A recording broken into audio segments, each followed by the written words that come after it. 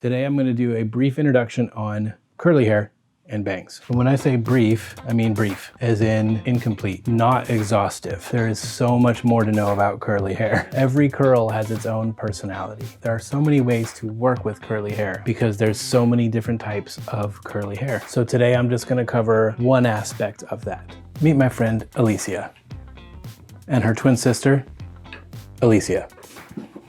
In my bangs tutorials up to this point, I've dealt with mostly straight to slightly wavy hair.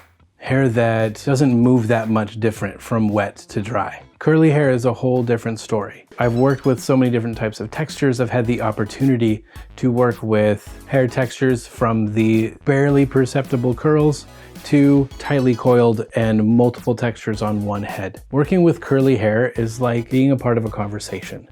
You have to have a conversation with the curls. You have to listen to them. We all know that the best conversations are ones where you walk away feeling like somebody listened to you. So while we're having a conversation with that curly hair, what we're really doing is letting that curly hair speak to us and being good listeners. I ask that hair, what do you want to do? Where do you like to sit? And if I have any ideas of maybe what that hair should be doing, I can't just force it to do that thing. I have to make the hair think that it had the idea and make sure that it's willing to go. So you really have to work with each curl individually, not just each curly client, but even different curls on different parts of the head. I even used to wear my hair curly.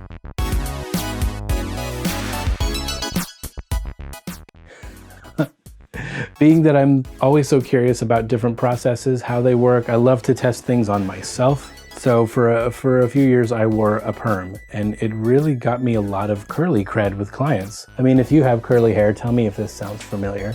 You walk into a hair salon and you see 15 stylists with straight hair cutting or styling or coloring hair on people with straight hair. And then you have one stylist who has texture to their hair, and she's working her butt off, working 2 clients at a time. There's people sitting waiting for her because they all want the curly stylist to work on their curly head, because there's some empathy there, there's some understanding. You feel like somebody with curly hair should understand how to work with curly hair. And I'm sure plenty of people with curly hair have been traumatized by people who say, oh yeah, hair is hair, it's fine. Hair's hair. Hair's not really hair.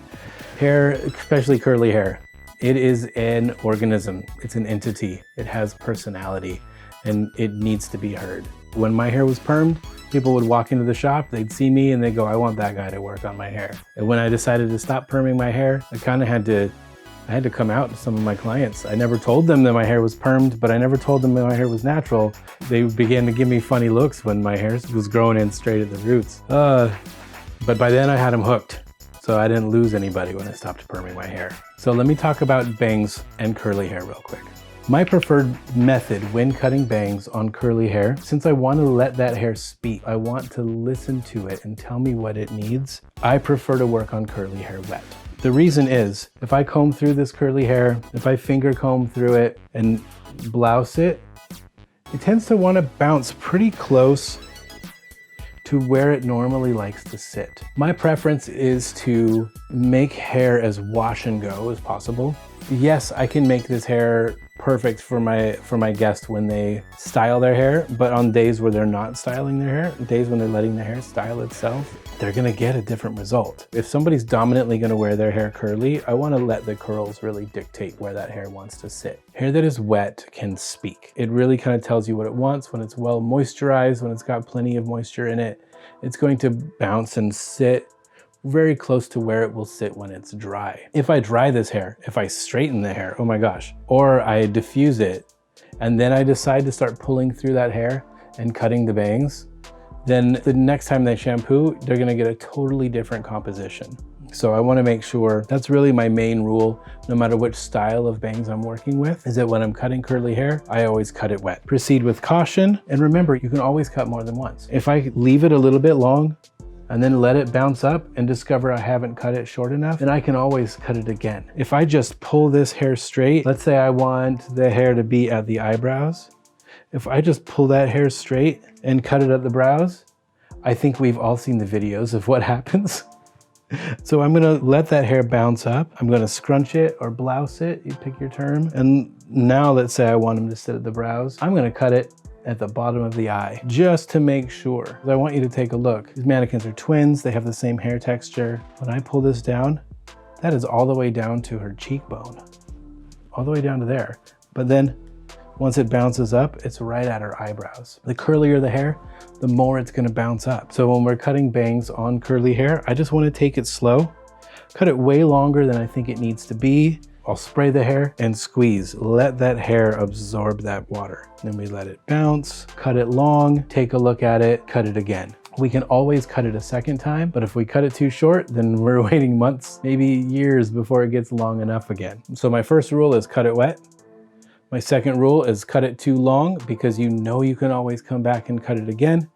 And my third rule goes all the way back to the beginning of my bang videos where I talk about sectioning. If you watch those videos, you'd recognize that I like to put the comb on top of the head, nice and level, right where that head curves away from the flat plane of that comb. That's the part of the head that's curving forward that lets me know how much of the hair tends to go forward. With curly hair, all bets are off. That is not necessarily the sectioning I would take. That's certainly not the sectioning I took here. I took about half of that. Like I've said before, those are just rules, not laws. Rules are just suggestions on the right way to do things, but you should remain flexible and know that there's always a different way to do it.